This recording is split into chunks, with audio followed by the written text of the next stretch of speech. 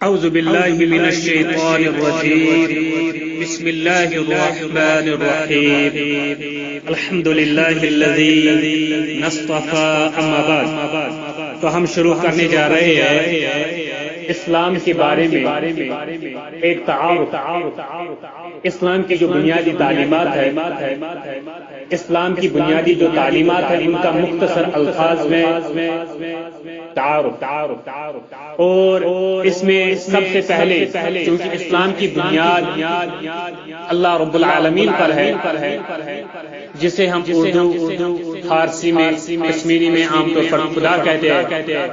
بنیادی مذہب جس چیز کے ارد گرد گھومتا ہے وہ کون سی چیز ہے؟ وہ ہے اللہ رب العالمین۔ تو اس لیے ہم اسلام کا تعارف بھی شروع کریں گے اسی اللہ کے تعارف سے۔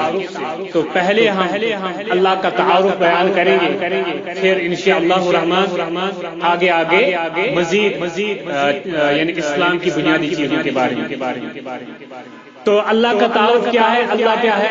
پہلی بات یہ ہے کہ یہ جو اللہ خدا وہ ایک ہے، خدا ایک ہے۔ اس کا مطلب کیا ہوا؟ خدا بہت سارے نہیں ہے، خدا دو نہیں ہے، خدا تین نہیں ہے، خدا لاکھوں کروڑوں میں نہیں ہے، جیسے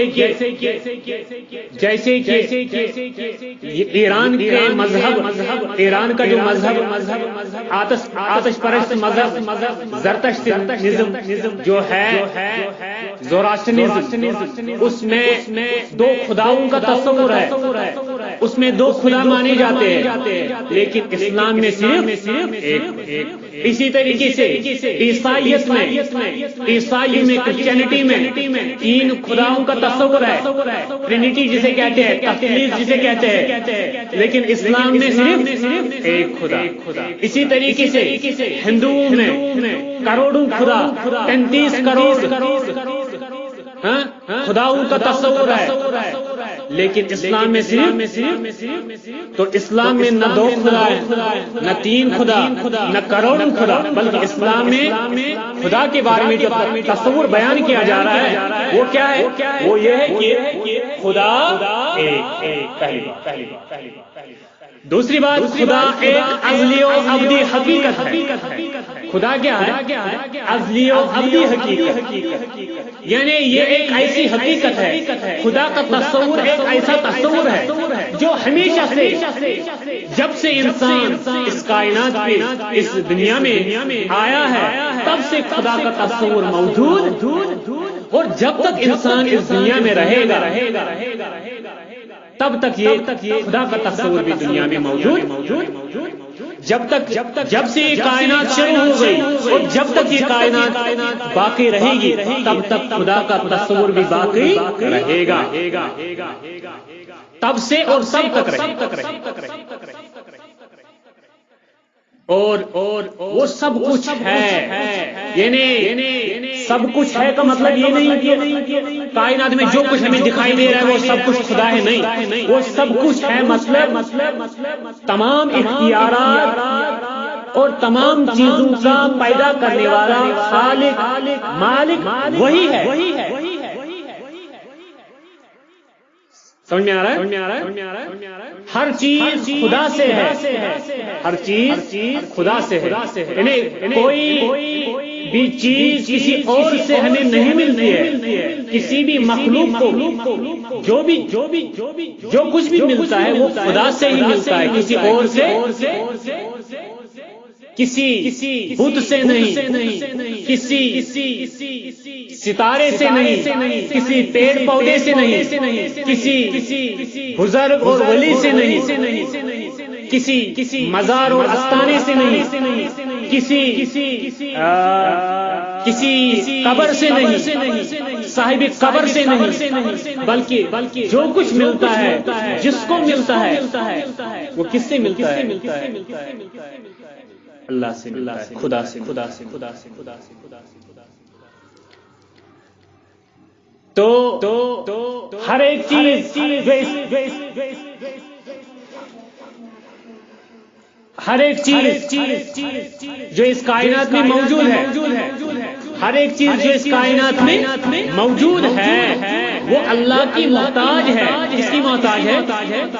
لیکن اللہ کسی کا محتاج لم یلد. اچھا اللہ الصمد، اللہ بے نیاز ہے. یعنی ہر ایک اس کائنات میں اس کا محتاج ہے، لیکن وہ خود کسی کا محتاج. ہر چیز کے بارے میں انسان محتاج ہے، لیکن اللہ کسی بھی چیز کا محتاج. یہ ہے اللہ کا تعارف. ہم کیسے خدا کو مانتے ہیں؟ ہمارا خدا، ہمارا اللہ کیسا اللہ ہے؟ اس کا تعارف کیا ہے؟ مختلف مذاہب میں، مختلف ادیان میں خدا کا تصور بیان کیا جا رہا ہے، خدا کا کنسپٹ بیان کیا جا رہا ہے کہ خدا کیسے ہے. تو اسلام جو ہمیں اللہ رب العزت کا تعارف دے رہا ہے کہ ہمارا اللہ، جس اللہ کو ہم مانتے ہیں وہ کیسا ہے. وہ ایسا ہے جو جیسا کہ ہم ابھی تک بتا رہے تھے. وہ خدا جو ہے، وہ اللہ جو ہے، وہ ہر چیز کا خالق بھی ہے، ہر چیز کا کریٹر ہے، ہر چیز کا پیدا کرنے. تو کوئی بھی چیز جو اس کائنات میں موجود ہے، چاہے وہ انسانوں کی صورت میں ہو، چاہے وہ فرشتوں کی صورت میں ہو، چاہے وہ جنوں کی صورت میں ہو، یا باقی چرند پرند اور باقی مخلوقات کی صورت میں ہو، ان تمام چیزوں کا پیدا کرنے والا صرف اور صرف ایک خدا ہے. خدا. تو مطلب جو پیدا کی جانے والی ہے یا پیدا کی جاتی ہے ان کو کہتے ہیں مخلوق. خالق پیدا کرنے والے کو کہتے ہیں، اور مخلوق جس کو پیدا کیا گیا. تو اس کائنات کا خالق صرف ایک ہے، وہ ہے ایک اللہ. باقی اس کائنات میں جو بھی چاہے وہ ادنا سے ادنا ہو یا افضل سے افضل، چاہے وہ عام آدمی ہو یا افضل سے افضل نبی، پیغمبر، رسول، تمام کا خالق پیدا کرنے والا صرف اور صرف ایک اللہ. اور تمام یہ کائنات کی بنی ہوئی چیزیں تمام کی تمام مخلوقات میں شمار کی جاتی ہے، ان تمام کا خالق اللہ ہے. یہ خالق تو پیدا کرنے والا، اولادیں دینے والا، اولادیں دینے والا، پیدا کرنے والا کون ہے؟ صرف اللہ، صرف اللہ. کوئی اور نہ کوئی بت ہے، نہ کوئی ستارہ ہے، نہ کوئی گھوڑا ہے، نہ کوئی درخت ہے، نہ کوئی ولی اور پیر ہے، نہ کوئی استانہ ہے، صاحب قبر ہے، نہ کوئی بت اور مندر، بلکہ پیدا کرنے والا صرف اور صرف اللہ ہے. اور وہی تمام عالم کا انتظام کرنے والا ہے. تمام عالم کا انتظام کرنے والا کون ہے؟ صرف ایک اللہ. یعنی تمام کائنات کو سسٹین کرنے والا، تمام کائنات کا سسٹینر کون ہے؟ یعنی تمام کائنات کی ضرورتیں پوری کرنے والا صرف ایک اللہ ہے. ہر ایک چیز کو جو ضرورتیں ہیں وہ ضرورتیں پوری کرنے والا صرف اور صرف ایک، کوئی اور. تو تمام کائنات کی ضرورتوں کو پوری کرنے والا ایک اللہ، تمام کائنات کا انتظام اور انسرام کرنے والا صرف.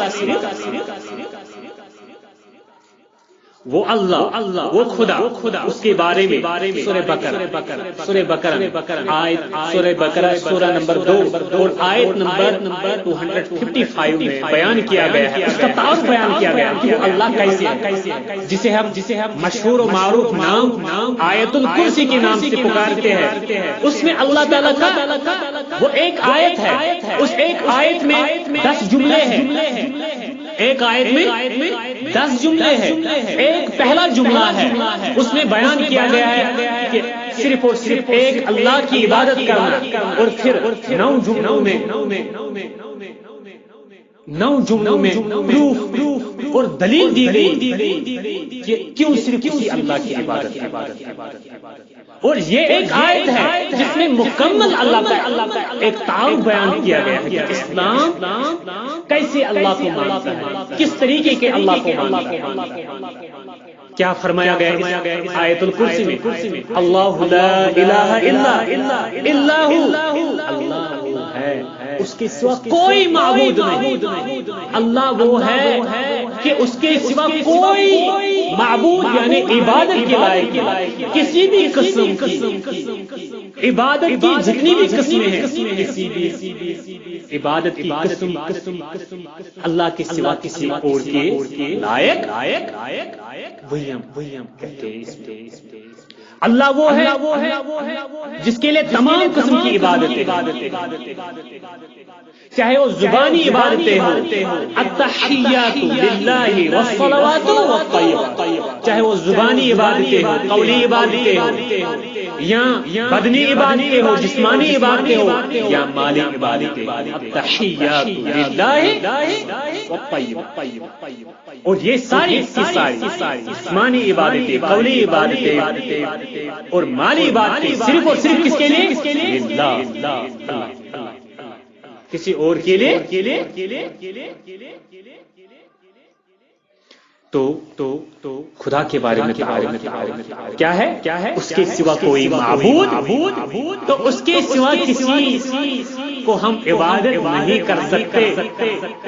اسلام جس خدا کی ہمیں دعوت دیتا ہے، اس کا تعارف یہ ہے اس کے علاوہ کسی اور کی عبادت نہ کسی پیغمبر کی عبادت، نہ کسی فرشتے کی عبادت، بلکہ عبادت صرف اور صرف کس کی؟ وہ اللہ کیسا ہے؟ وہ زندہ ہے۔ کیا ہے؟ وہ مردہ خدا نہیں ہے۔ وہ کیا ہے؟ تو مطلب یہ ہوا جو مرتا ہو، جو ہمیشہ زندہ نہ ہو، وہ خدا نہیں ہو سکتا، اس کی ہم عبادت۔ کیا کائنات کی تمام چیزیں ہمیشہ زندہ رہ سکتی ہے؟ پھر کائنات کی یہ چیزیں عبادت کے لائق ہو سکتی ہے؟ نہیں ہو سکتی۔ سب کا تھامنے والا قیوم، سب کو قائم رکھنے والا، اس تمام کائنات اور تمام کائنات کی چیزوں کو قائم رکھنے والا کون ہے؟ قیوم، وہ تھامنے والا، جو ہر چیز کو قائم رکھنے والا، وہ کون ہے؟ اللہ، جو خود کسی اور چیز سے قائم ہو، وہ خدا ہو سکتی ہے؟ نہیں ہو سکتی۔ خدا وہ ہے جو خود قائم ہے اور تمام کائنات کو قائم رکھ رہا ہے، قائم رکھے ہوئے ہیں۔ وہ خدا کو وہ کون ہے؟ لا تأخذہ سنۃ ولا نوم، اسے اونگ نہیں آتی، ولا نوم، اور نہ اسے نیند آتی۔ خدا کون ہے؟ اس کو نہ اونگ آتی ہے اور نہ نیند۔ تو جس کو اونگ آتی ہے، جس کو اونگ آتی ہے، جس کو نیند آتی ہے، وہ خدا جو سوتا ہو، جس کو اونگ آتی ہے، وہ خدا ہو سکتا ہے؟ تو آپ انبیاء کرام کو دیکھیے، ان کو بھی نیند آتی تھی، کیا وہ پھر خدا ہو سکتے ہیں؟ کیا پھر وہ عبادت کی لائق ہو سکتے ہیں؟ کیا پھر ہم ان کو خدا یا خدا کی چیزیں کر سکتے ہیں؟ ولی، پیر، بزرگ یہ ساری جو ہے ان کو نیند آتی، جس کو نیند آ جائے تو مطلب یہ ہوا جس وقت نیند آتی ہے اس وقت وہ انسان، وہ نیند کرنے والا بے خبر رہتا ہے دنیا سے۔ اگر اس کو خدا مانا جائے تو پھر کیا ہوگا؟ بندہ عبادت کرتا ہو اور خدا سو رہا ہو، بندہ مانگتا ہو اے اللہ مجھے یہ دے، اے میرے خدا مجھے یہ دے، لیکن وہ سو رہا، اس کو پتا ہی نہیں مجھے کوئی بندہ مانگ رہا۔ کیا ایسا خدا عبادت کے لائق ہو سکتا ہے؟ پہلے آتی ہے اونگ، پھر آتی ہے نیند۔ اونگ میں تھوڑا بہت پتہ چلتا ہے کون ہے ہمارے ارد گرد، لیکن جب نیند آتی ہے اس میں پوری طریقے سے انسان بے خبر رہتا ہے، اپنے آس پاس کے ماحول رہتا ہے نا۔ تو مطلب یہ ہوا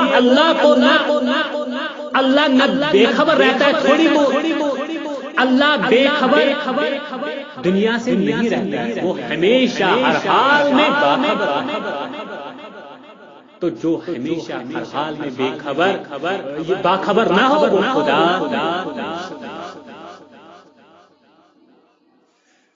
اور کیا کہا گیا؟ لہو ما فی السماوات و ما فی الارض، اسی کا ہے جو کچھ آسمانوں میں ہے اور جو کچھ آسمانوں میں جو کچھ ہے اور زمین میں جو کچھ ہے وہ کس کا ہے؟ اسی اللہ کا۔ یعنی آسمانوں اور زمین میں جو کچھ ہے اس سب کا مالک ایک ہی اللہ ہے، اور کوئی مالک آسمانوں اور زمین میں جو کچھ ہے، آسمانوں میں انسان بھی ہے، فرشتے بھی ہے، جن بھی ہے، انبیاء کرام بھی ہے، اولیاء کرام بھی ہے، بزرگان دین بھی ہے، وہ بھی ہے جن کو اللہ کے سوا مانگا جاتا ہے، اللہ کے سوا پکارا جاتا ہے، اللہ کے سوا خدا مانا جاتا ہے، وہ بھی ہے۔ لیکن کیا کہا جا رہا ہے؟ آسمان اور زمین میں جو کچھ ہے وہ سب کس کا ہے؟ اللہ کا ہے۔ یعنی ان سب کا مالک کون ہے؟ جب وہ سب خود اللہ کی مخلوق ہے، اللہ کی مملوک ہے، کیا وہ عبادت کے لائق ہو سکتے ہیں؟ تو جب وہی ہے تمام کائنات کا مالک بھی، تمام کائنات میں جو کچھ ہے وہی ہے اس کا مالک۔ اگر ہمیں اس کائنات میں سے کوئی چیز مانگنی ہے پھر کس سے ہمیں مانگنی چاہے؟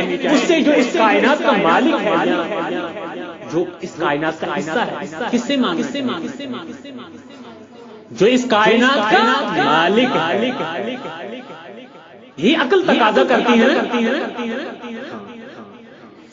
اس کے بعد کہا کیا ہے؟ پھر کہا جا رہا ہے من ذا الذی یشفع عنده الا، کون ہے جو اس اللہ کے دربار میں کون ہے جو اس کے پاس اس کی اجازت کے بغیر؟ کس کی جرأت ہے، کس کی ہمت ہے؟ کون ایسا ہو سکتا ہے جو اللہ کے دربار میں اس کی اجازت اور اس کی اذن کے بغیر سفارش کسی کی کر سکے؟ کس کی مجال؟ یعنی کسی کی مجال اللہ کہلا۔ کیوں؟ کیونکہ سفارش کرنے والا جب کسی کی سفارش کرے گا وہ کیا کرتا ہے؟ اس کو کسی کی سفارش کرنی ہے۔ سفارش کے شرائط ہے، 3 شرائط ہے۔ کتنے شرائط ہے؟ آخرت میں جو سفارش ہوگی اس کے 3 شرائط ہے۔ کتنے شرائط ہے؟ 3 کنڈیشن، دیر آر 3 کنڈیشن۔ کتنے کنڈیشن؟ ایک تو یہ سفارش کرنے والے کو خود کو سفارش کرنے کے لیے اجازت ہونا چاہیے۔ نمبر 1۔ نمبر 2 وہی یہاں پہ نمبر 2 جس کو وہ سفارش کرے گا، جس کی سفارش کی جائے گی اس کے بارے میں بھی اللہ کی اجازت ہونی چاہیے۔ نمبر 3 یہ کہ دونوں کو کم از کم ایمان ہونا چاہیے۔ یہ نہیں اگر کسی کو ایمان نہ ہو اس کی سفارش توحید ہونا چاہیے۔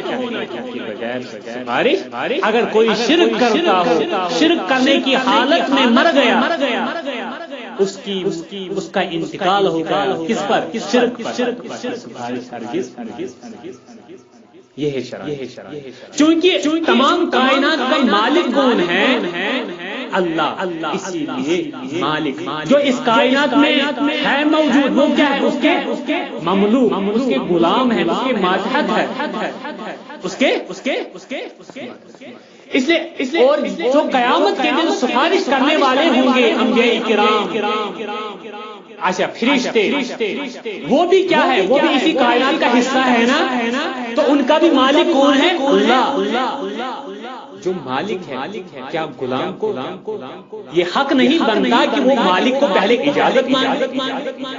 یہ کائنات میں جو موجود ہے، جو ہمیں سفارش کرنے والے ہوں گے، وہ بھی کائنات کا حصہ ہے، کائنات کی وہ بھی مخلوق اور مملوک ہے، ان کا بھی مالک اللہ ہے. اس لیے مالک سے اجازت لیتے ہیں، تو اس لیے ان کو پہلے اجازت لینی پڑے گی اللہ، اور جس کو وہ سفارش کریں گے ان کی اجازت ان کو بھی اجازت ہونی چاہیے. اور دوسری سفارش کرنے والا جس کی سفارش کرے گا کون ہے؟ سفارش کے لائق کون نہیں ہے یہ کس کو معلوم ہے؟ دلوں کا حال کس کو معلوم ہوتا ہے؟ صرف اللہ. تو اسی لیے اس کے لیے بھی کیا ضروری ہے؟ اس کے لیے ضروری ہے کہ اس اللہ سے معلوم کیا جائے، اس اللہ سے اجازت مانگی جائے، وہ اللہ بتائے ہمیں کہ کون ہے حقیقت میں سفارش. ٹھیک ہے، یہی بیان کیا گیا ہے. پھر کیا کہا گیا؟ وہ جانتا ہے جو کہ آگے ہے، یعلم ما بین ایدیہم وما خلفہم، وہ جانتا ہے جو کچھ ان کے آگے ہے، اور وہ جانتا ہے جو کچھ ان کے پیچھے ہے. آگے اور پیچھے یعنی غیب جو ہے، جو کچھ ہمیں دکھائی دے رہا ہے، کوئی ہمیں دنیا میں نظر آ رہا ہے یہ نیک انسان ہے، لیکن اللہ کو ہی معلوم ہوتا ہے وہ حقیقت میں نیک ہوتا ہے یا. تو اس لیے یہ اصل میں کس کو علم ہوتا ہے؟ اللہ کو. اس لیے اللہ کی اجازت ضروری ہے سفارش کرنے والے. تو وہ اللہ کون ہے؟ وہ اللہ وہ ہے جو جانتا ہے جو کچھ غیب ہے اور جو کچھ ہمیں دکھائی، اور وہ اس کے علم میں سے کسی چیز کا احاطہ نہیں کر سکتے مگر جو وہ چاہے. ولا يحيطون بشيء من علمه إلا بما شاء وسع كرسيه السماوات والأرض ولا يؤوده حفظهما وهو العلي العظيم. اور اس اللہ کی کرسی جو ہے وہ آسمانوں کی، وسع کرسیہ السماوات والارض، اس کی کرسی آسمانوں زمین کی. اور وہ کیا ہے؟ وہی اللہ تعالیٰ ان آسمان زمینوں کا انتظام کر رہا ہے، ان کو کنٹرول کر رہا ہے، ان کو تھامے ہوئے ہیں، لیکن وہ تھامتے وقت ان کو کنٹرول کرتے وقت تھکتا نہیں. تو مطلب جو تھک جاتا ہے وہ خدا. اچھا وہ تھکتا نہیں ان پہ تھامنے سے، اور وہی بلند مرتبہ. یہ بیان کیا گیا سورہ بقرہ میں آیت نمبر 250. اسی طریقے سے قرآن میں ارشاد ہوا ہے کہ سورہ اخلاص میں بیان کیا گیا ہے قل هو اللہ احد اللہ الصمد لم یلد ولم یکن له کفوا احد. سورہ اخلاص ہے یہ. تو اس میں اللہ کا تعارف بیان کیا گیا. تو کیا فرمایا گیا؟ فرمایا کہو کہ وہ اللہ ایک ہے. وہ اللہ کہو کہ وہ اللہ ایک ہے. کیا کہا گیا؟ وہ اللہ دو نہیں ہے، تین نہیں ہے، کروڑوں نہیں ہے، ہزاروں نہیں ہے، بلکہ صرف اور صرف ایک. اور وہ اللہ کے اللہ الصمد، اللہ بے نیاز ہے. بے نیاز یعنی کسی کا محتاج نہیں، بلکہ تمام اس کی محتاج ہے. جو کسی بھی چیز کا محتاج ہو، جو کھانے کا محتاج ہو، جس کو کھانے کی ضرورت ہو، جس کو پینے کی ضرورت ہو، جس کو ہوا کی ضرورت ہو، جس کو رہنے کے لیے گھر کی ضرورت ہو، جگہ کی ضرورت ہو. خدا وہ ہے جس کو کیا ان تمام چیزوں کی ضرورت. تو کیا کوئی انسان ایسا ہو سکتا ہے جس کو کھانے پینے کی ضرورت نہیں, ہوا کی ضرورت ہے؟ کوئی رام چندر جی جس کو ہندو اپنا بھگوان کہتے ہیں, 8واں کرشن جی مہاراج جس کو 9واں بھگوان کہتے ہیں, 9واں اوتار مانتے ہیں. تو یہ خود بھی کیا تھے؟ انسان تھے. یہ خود بھی کھاتے تھے, پیتے تھے, ہاں ہوا لیتے تھے, سانس لیتے تھے. تو یہ محتاج تھے, ہوا کے محتاج تھے, ہوا کی ان کو ضرورت ہوتی تھی. تو کیا یہ خدا ہو سکتے ہیں؟ کرسچن عیسیٰ علیہ السلام کو مانتے ہیں, God the father, God the son, God the Holy Ghost. تو وہ اس کو مانتے, لیکن وہ ہوا وہ کھانا کھاتے تھے. بائبل میں بیان کیا گیا ہے, قرآن میں بیان کیا گیا. انہوں نے مریم اور اس کے بیٹے یعنی عیسیٰ اس کی ماں کو خدا بنایا, لیکن وہ دونوں کھانا کھاتے تھے. یاکلان الطعام, قرآن میں کہا گیا وہ کھانے کی محتاج تھے. وہ خدا نہیں ہوتا. محمد صلی اللہ علیہ وسلم کھاتے تھے, اولیاء کرام بزرگان دین کھاتے تھے. جب یہ سارے کھاتے تھے, کھانے کی محتاج تھے, خدا کی عبادت کا حقدار نہیں ہے. وہ اللہ کیسا ہے؟ نہ اس کی کوئی اولاد ہے اور نہ وہ کسی کی اولاد. لم یلد. تو مطلب جس کو کوئی اولاد ہوگی یا جو کسی کا بیٹا ہوگا وہ خدا ہو سکتا ہے. مطلب یہ ہوا جو کسی سے پیدا ہوا یا جس سے کوئی پیدا ہوا وہ خدا ہو سکتا ہے؟ نہیں ہو سکتا. مطلب جو کسی کا حصہ ہو, کسی سے نکلا ہو یا اس سے کوئی نکلا ہو, وہ ہو سکتا ہے خدا؟ نہیں ہو سکتا. یہ بیان. تو آپ جن کو دنیا میں عبادت کی جاتی ہے اللہ کے سوا, ان کو آپ دیکھیں وہ کسی نہ کسی کی اولاد ہوتی ہے یا ان کی کوئی اولاد ہوئی. محمد وسلم کی اولاد تھی. محمد وسلم کے ابو کا نام کیا تھا؟ عبداللہ. محمد وسلم کی ماں کا نام آمنہ. مطلب ان کے والدین تھے, وہ کسی سے پیدا ہو گئے, ان کی بھی خود کی اولادیں تھیں, پھر وہ عبادت کے لائق ہو سکتے؟ رام چندر جی, کرشن جی مہاراج, یہ سارے جو ان کی اولادیں تھیں, یا یہ کسی کی اولاد اسی طریقے سے شیخ عبد القادر جیلانی وہ کسی کی اولاد کسی سے پیدا ہوئے یا ان کو خدا کی کوئی بھی عبادت نہیں کر سکتے. اور کیا کہا گیا؟ وَلَمْ يَكُنْ لَهُ كُفُوًا أَحَدٌ, اور کوئی اس کے برابر کا نہیں, اور اس کے برابر کا یعنی خدا ایسا ہے جو کسی کی طرح نہیں. یعنی یہ مطلب ہوا اگر کوئی ہمیں کسی جیسا دکھائی دے رہا ہے پھر وہ خدا نہیں ہو سکتا. یہ انسان ہے, یہ بھی انسان ہے, یہ انسانوں کی طرح دکھائی دے رہا ہے, تو یہ پھر خدا. یہ اس چیز کی طرح دکھائی دے رہی ہے خدا, یہ اس چیز کی طرح دکھائی دے یہ پھر خدا. جو کسی چیز کی طرح دکھائی دے رہا ہو پھر وہ خدا نہیں ہو سکتا. خدا وہ ہے جو کسی کی طرح دکھائی کوئی اس کے برابر کا نہیں ہے, نہ ادنا سے ادنا, نہ افضل سے افضل,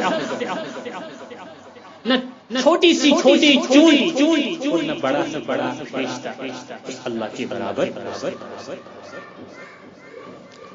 یہ قرآن کی سورہ اخلاص میں بیان کیا گیا. قرآن کی سورہ اخلاص اسی کو کہتے ہیں سورہ اخلاص, کیونکہ اس میں پیورلی توحید بیان کیا ہے. اسی کو سورہ توحید بھی کہتے ہیں, سورہ احد بھی کہتے ہیں. قرآن کی یہ سورہ اخلاص توحید الہی کی سورہ ہے.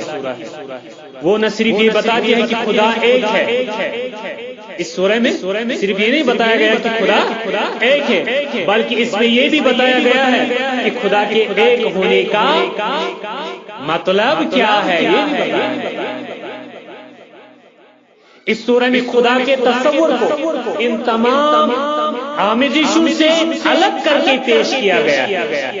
تمام جو بھی اللہ تعالیٰ کے ساتھ شرک کیا جاتا ہے، ملاوٹیں کی جاتی ہیں، ان کو الگ کر کے دکھایا گیا، جس میں ہر زمانے کا انسان مبتلا رہا. خدا کئی نہیں، یہ بیان کیا گیا. خدا کئی نہیں، خدا صرف ایک ہے. سب اس کے محتاج ہے، وہ کسی کا محتاج نہیں. وہ بذات خود ہر چیز پر قادر ہے. وہ اس سے بلند ہے کہ انسانوں کی طرح وہ کسی کی اولاد ہو یا اس کی کوئی اولاد ہو.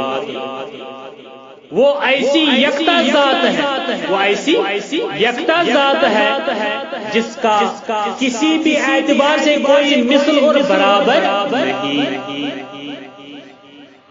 ہر قسم کی یکتائی صرف ایک ہستی کے لیے ہے، اور وہ ہستی صرف خداوند ذوالجلال کی ہے.